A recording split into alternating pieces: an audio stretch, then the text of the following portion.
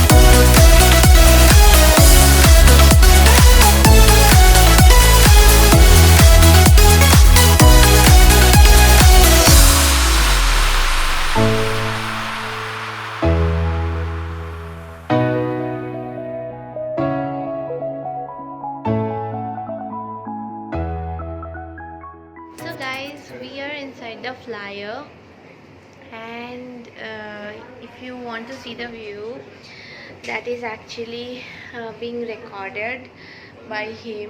ये देखो कैमरा ऐसे सेट करके पता नहीं क्या कर रहा है, खुद ही जाएगा नीचे ऐसा लग रहा है। एंड ये है थोड़ा छोटा मोटा व्यू, अच्छा वाला व्यू तो रिकॉर्ड हो रहा है अभी। I am just giving you a 360 degree view. So yeah, it feels amazing inside the flyer. If you are in Singapore, please do try it out. This is just so nice.